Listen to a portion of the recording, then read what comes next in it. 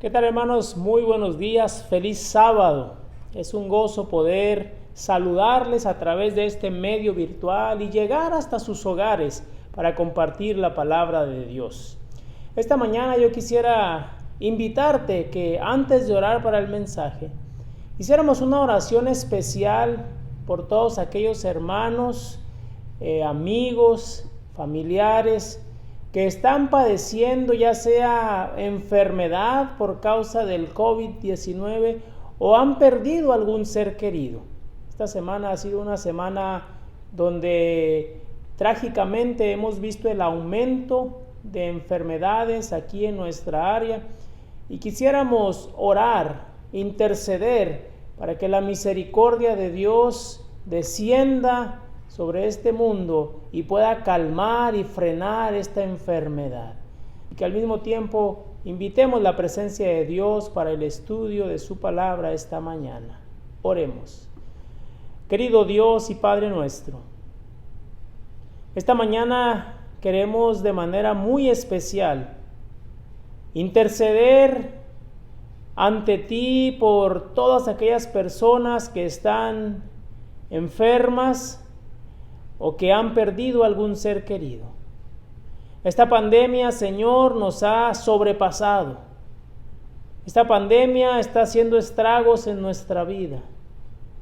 Hay incertidumbre, hay quizá un poco de temor, preocupación, pero queremos pedir que tú desciendas con tu Espíritu Santo y que en los hogares donde hay enfermedad tú puedas traer sanidad. Donde hay duelo por pérdida de algún ser querido, tú seas el consolador. Y Padre, nos ponemos en tus manos. Confiamos en que eres nuestro refugio, nuestro ayudador. No hay nadie más a quien podamos ir. Y por ello clamamos, Señor, que en tu misericordia puedas detener esta mortandad, esta enfermedad, y que el milagro de Dios pueda ser real en nuestras vidas. Gracias por escucharnos.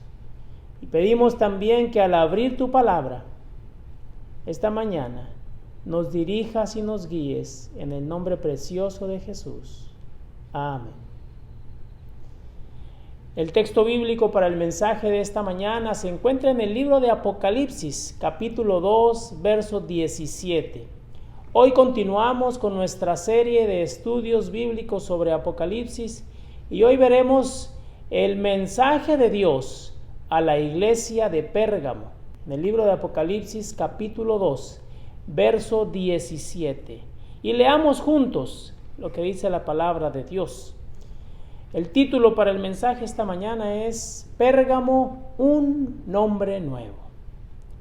Vamos a la Biblia, Apocalipsis 2:17, dice la palabra de Dios: el que tiene oído, oiga lo que el Espíritu dice a las iglesias. Al vencedor le daré a comer del maná escondido y le daré una piedrecita blanca. Y en la piedrecita un nombre nuevo, el cual nadie conoce, sino solo el que lo recibe.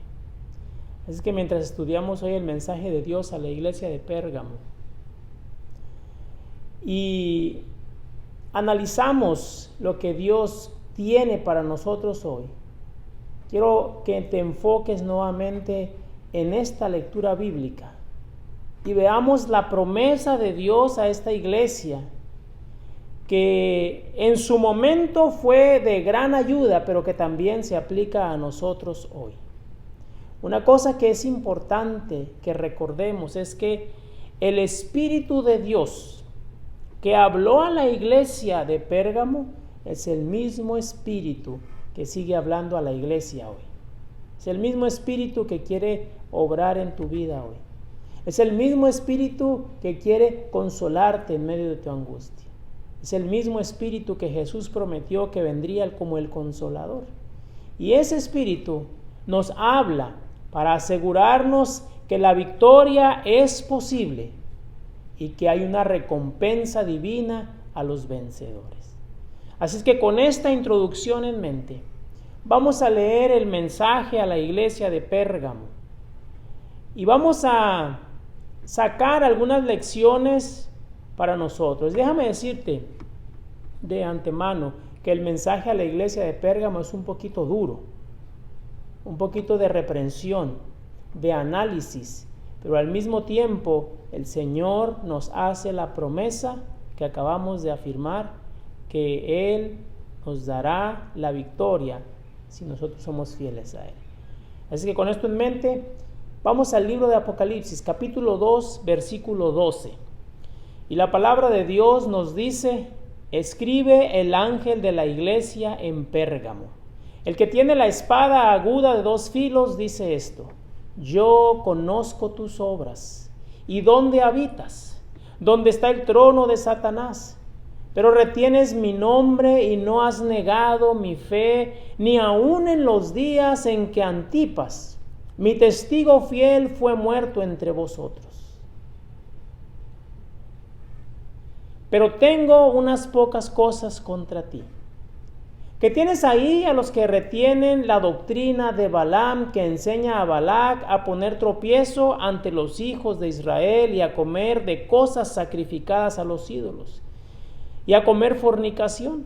Y también tienes a los que retienen la doctrina de los nicolaitas, la que yo aborrezco.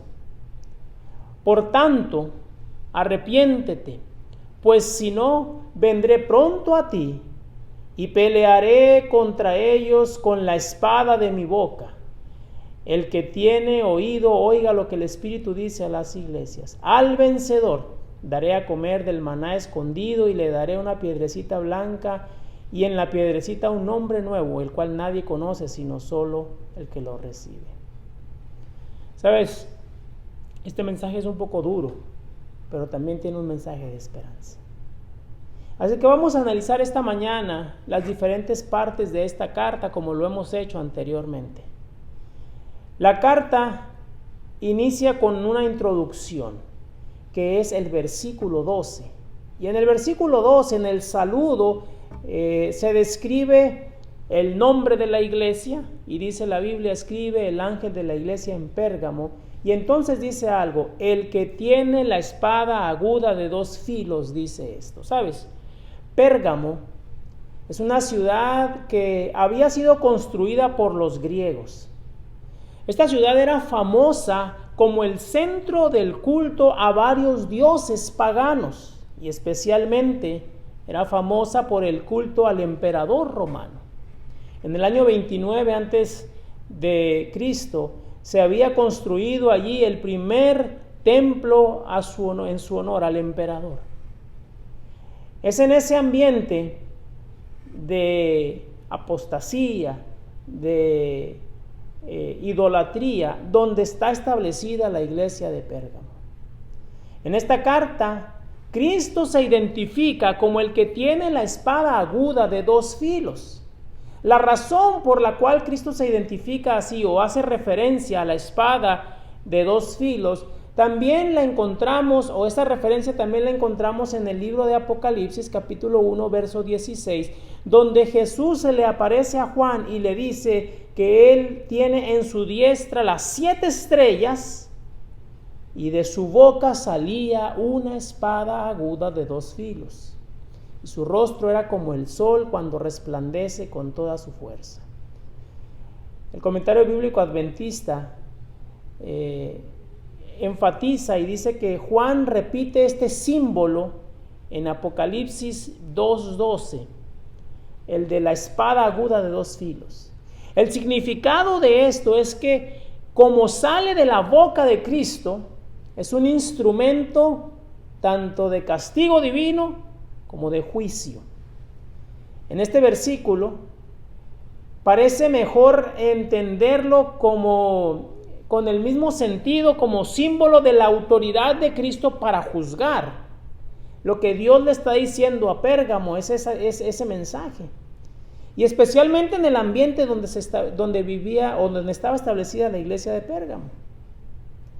Dios estaba haciendo énfasis en su poder para ejecutar tanto juicio como castigo.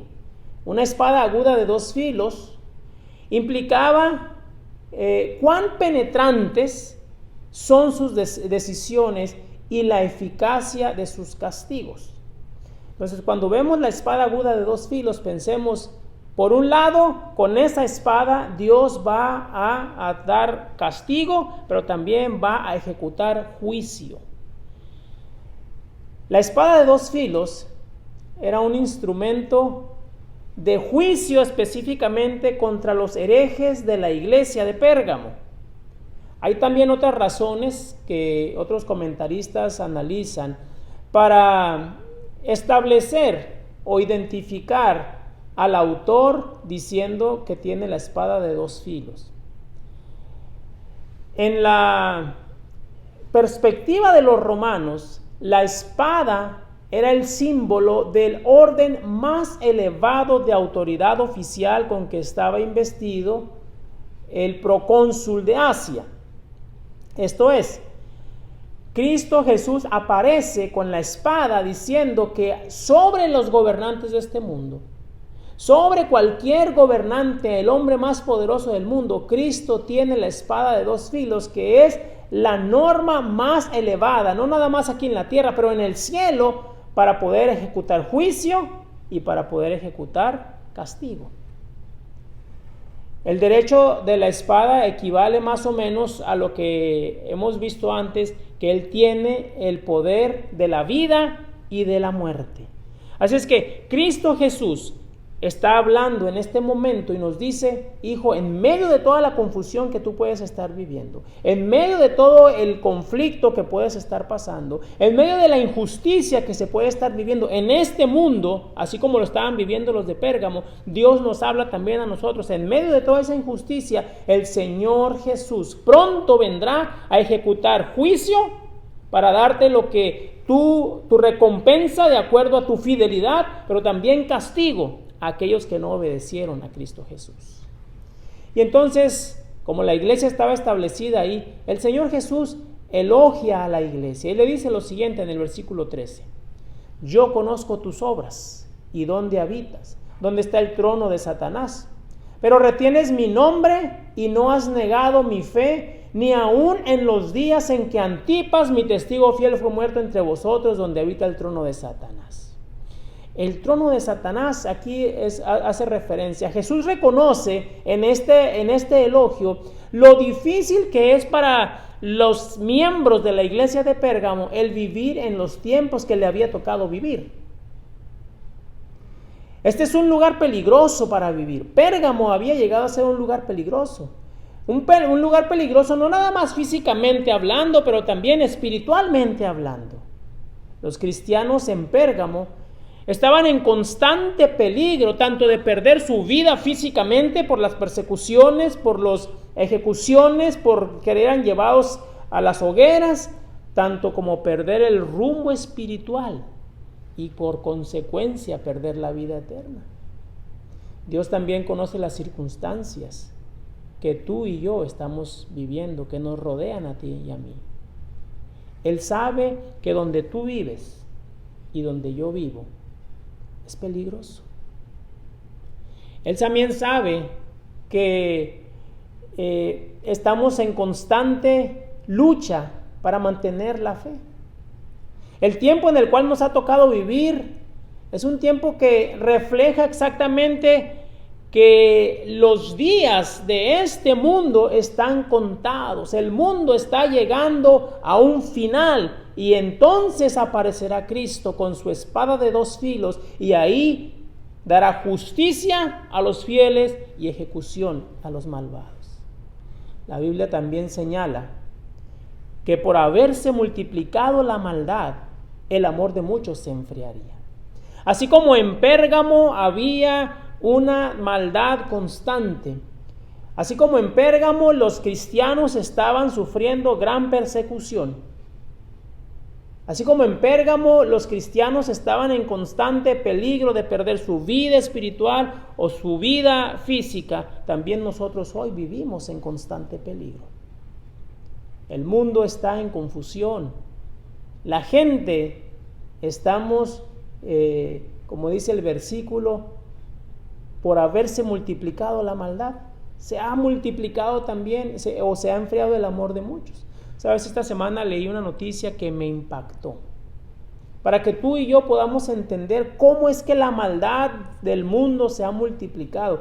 El domingo pasado, creo que era, en California, un joven de unos 26 años llamado José Elías Aguilar trató de robarse un carro. Y dentro del carro había 4 niños, uno de 8 años, uno de 13 años, uno de 10 años, uno de 17 años. Mientras los padres entraban a agarrar comida en un restaurante ahí en Pico Rivera, en California, este joven aprovechó la oportunidad, saltó al carro, empezó a huir en el carro.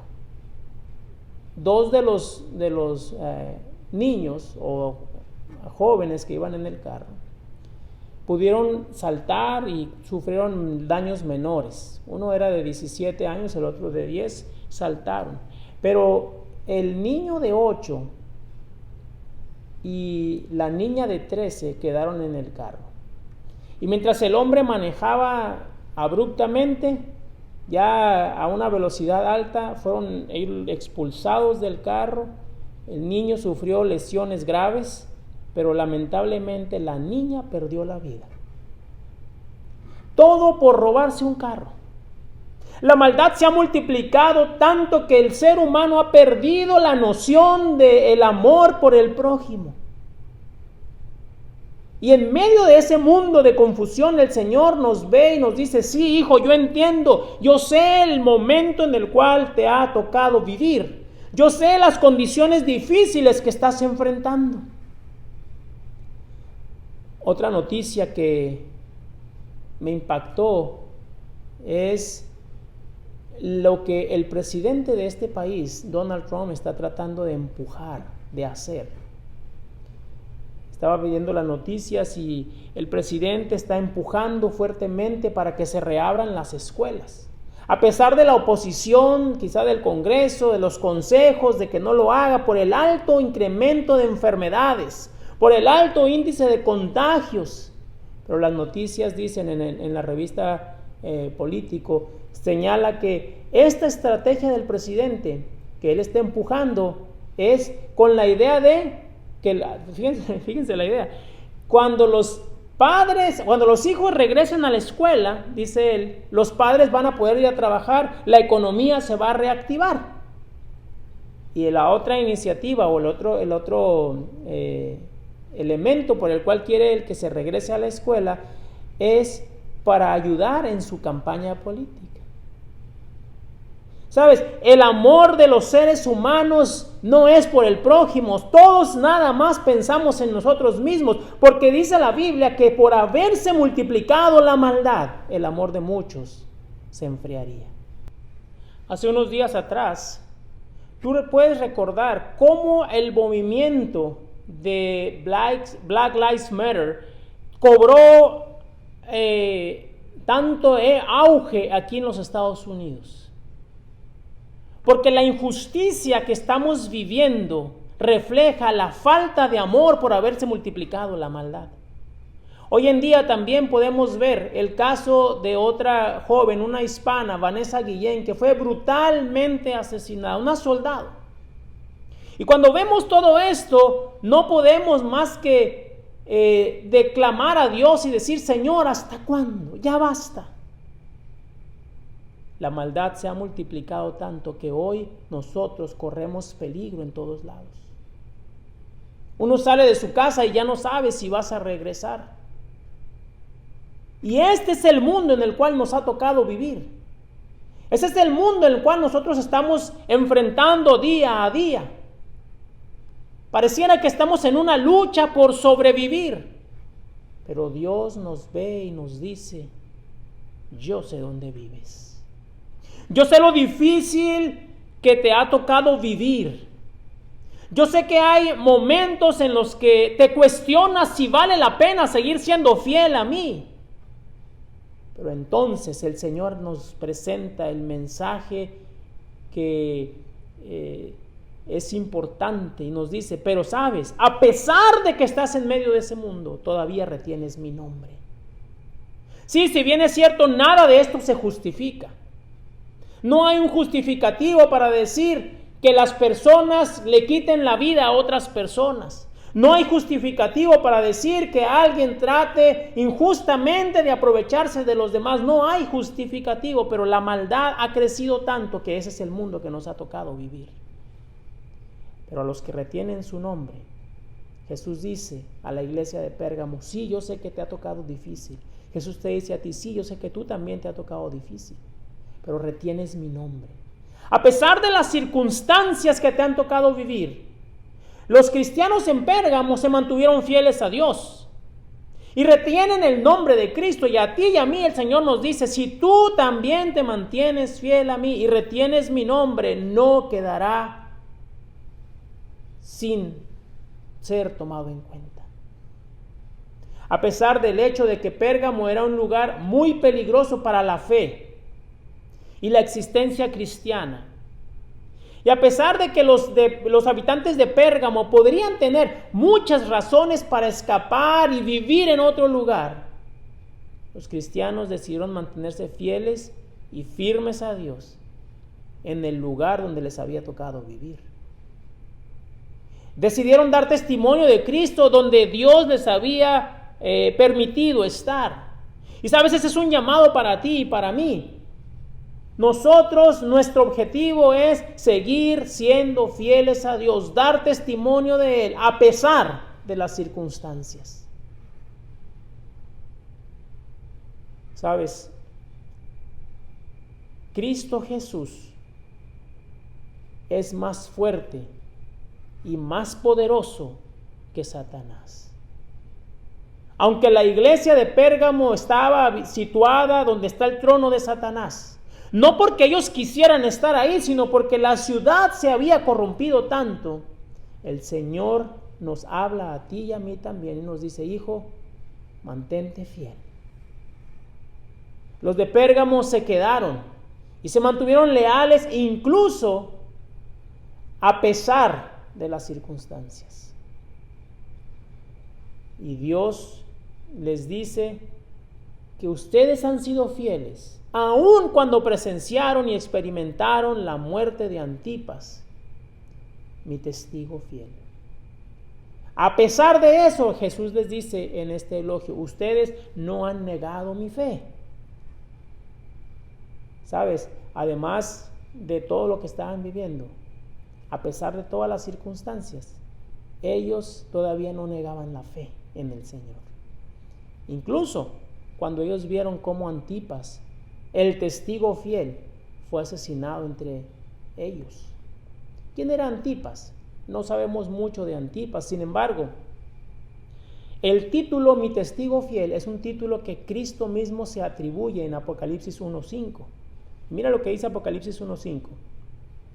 Y de Jesucristo, el testigo fiel, el primogénito de los muertos y el soberano de los reyes de la tierra, al que nos ama, nos ha lavado de nuestros pecados con su sangre. Jesucristo, el testigo fiel. Antipas también se le conoce y se le identifica como un testigo fiel. Según la tradición, Antipas fue considerado para ser el obispo o el pastor o el líder de la iglesia cristiana en Pérgamo. Puede ser real o no, es una tradición, pero la realidad es que la Biblia menciona que Antipas sí fue muerto ahí. Entonces Antipas existió y fue martirizado por su fe a causa de su fiel consistencia, presentada encarando la maldad satánica que había en ese lugar.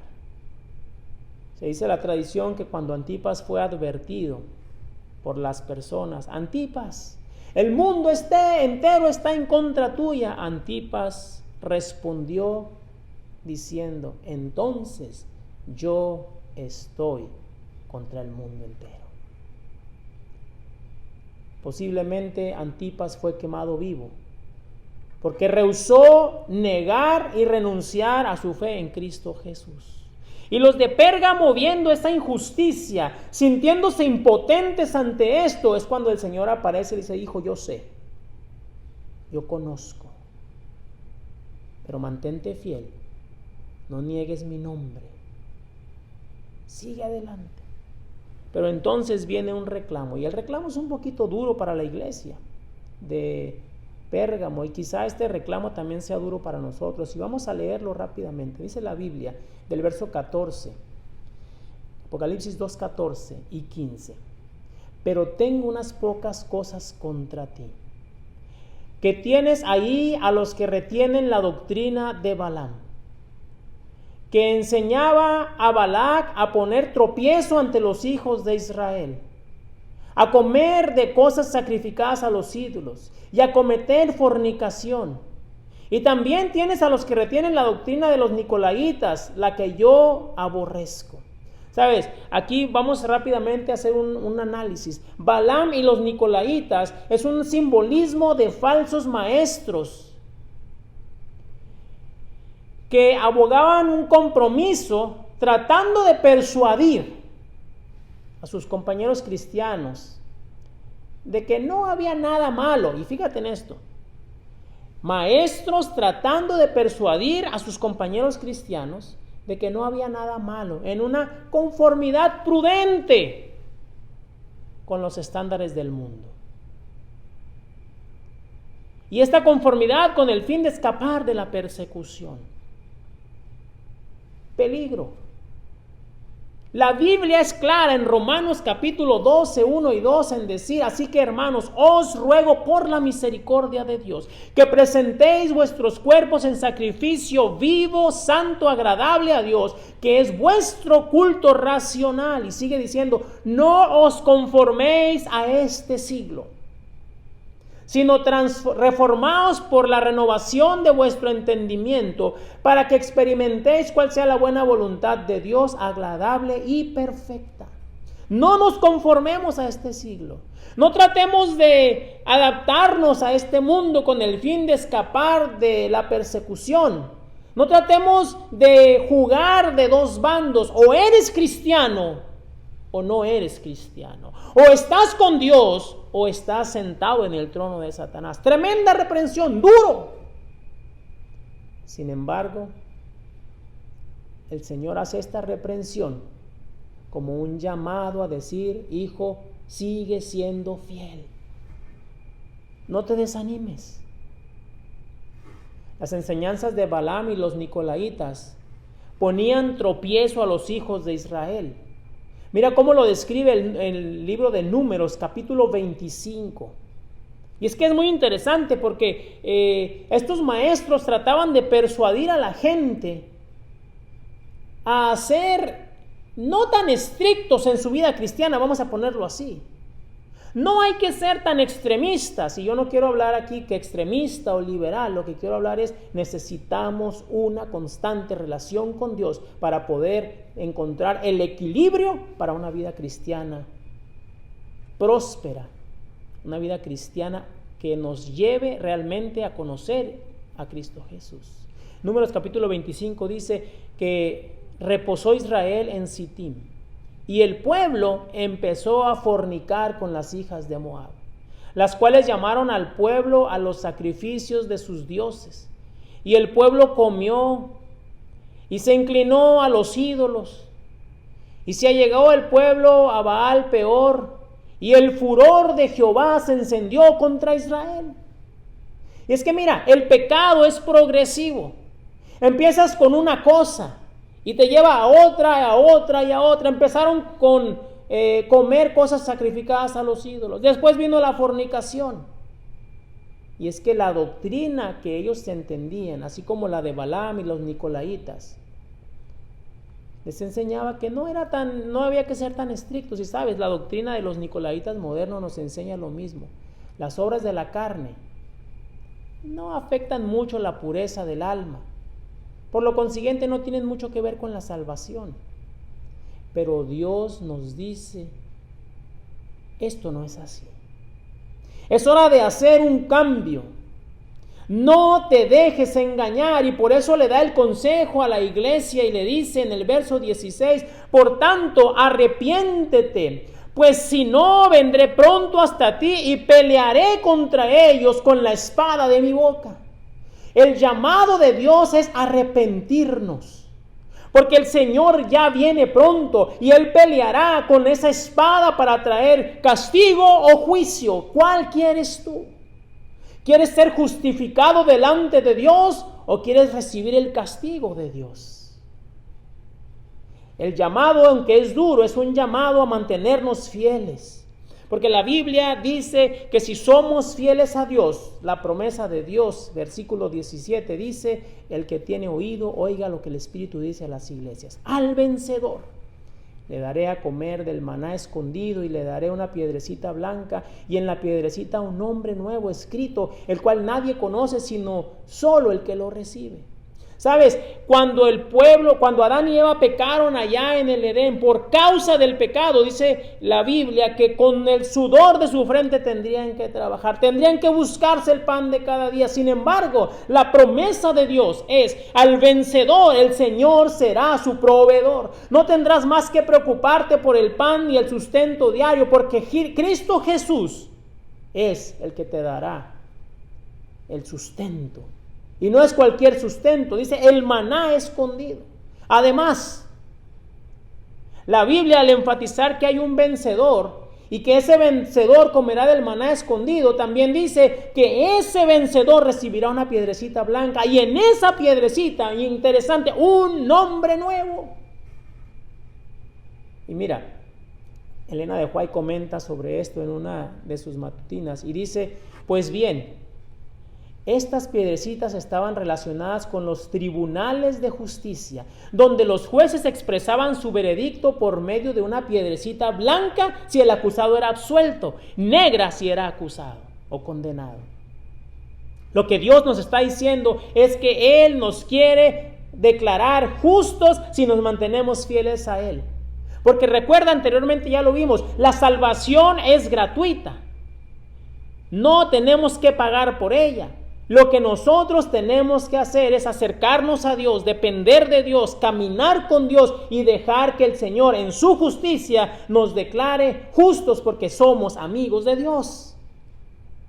Y aquí hay una promesa: ¿quieres recibir la piedra blanca de una persona que ha sido absuelta o una piedra negra de un condenado? Otra cosa interesante, las piedras también se empleaban, una piedrecita blanca, como un billete o entrada a los festivales públicos organizados por el emperador en las asambleas reales. Entonces este símbolo de la piedrecita blanca era importante para los de Pérgamo, porque ellos entendían que esta piedrecita blanca, número uno, les podía declarar justos delante de Dios, y número dos, les daba el acceso, el boleto de entrada, no a un festival público, sino al festival de festivales en el reino de los cielos. Sabes, en el Apocalipsis, el color blanco es siempre símbolo de las cosas celestiales. El nombre es expresión de la identidad, del carácter. Y el signo de pertenencia o adhesión o afiliación. Y el adjetivo nuevo hace siempre referencia a la renovación de todas las cosas, a la gloria futura reservada a los redimidos.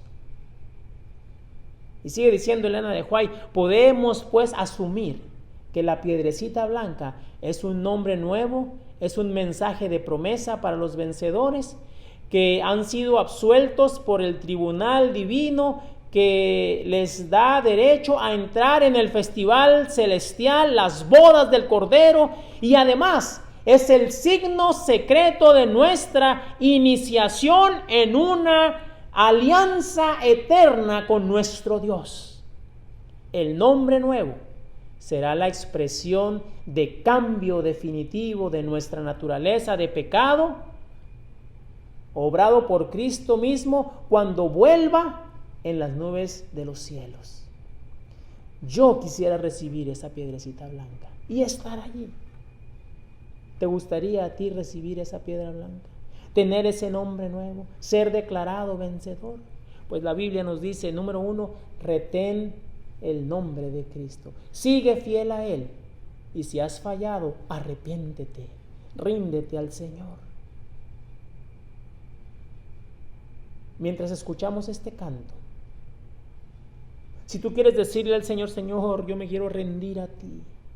Yo quiero mantenerme fiel. Yo sé que estoy viviendo en un mundo difícil, pero yo sé que tú no me has abandonado. Yo quiero mantenerme fiel.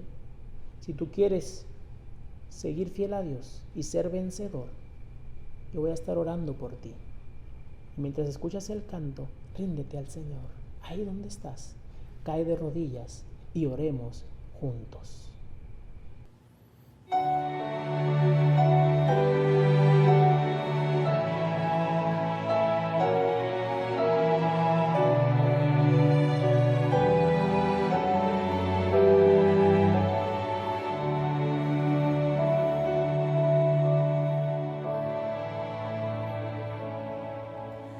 Salvador, a ti me rindo, obedezco solo a ti. Mi guiador, mi fortaleza, todo encuentro, oh Cristo, en ti. Yo me rindo a ti. Yo me rindo a ti.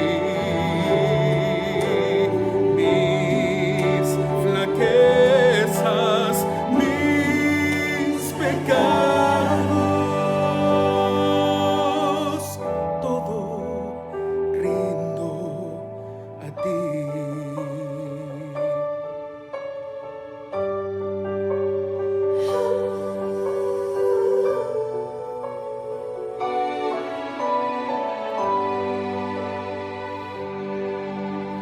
Te confiesa su delito, mi contrito corazón.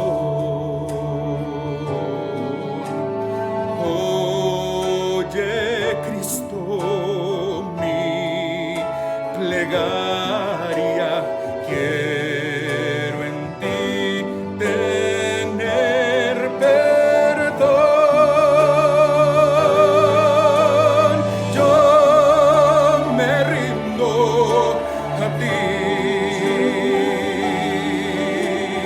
Yo me rindo a ti. Mis flaquezas, mis pecados, todo rindo a ti. Yo me rindo a ti. Yo me rindo a ti. Mis flaquezas y mis pecados, todo rindo a ti.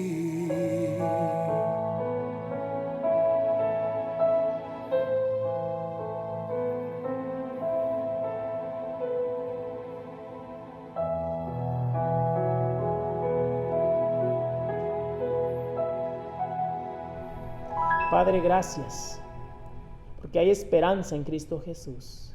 Gracias porque a pesar del mensaje de reprensión, tú siempre presentas un mensaje de esperanza, de ánimo, de triunfo.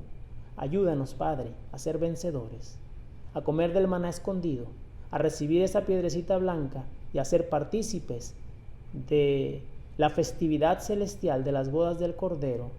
Lo pedimos en Cristo Jesús. Amén. Hermanos, Dios les bendiga en este sábado. Mantengámonos fieles y firmes, porque el Señor Jesús está pronto a venir para darnos un nombre nuevo.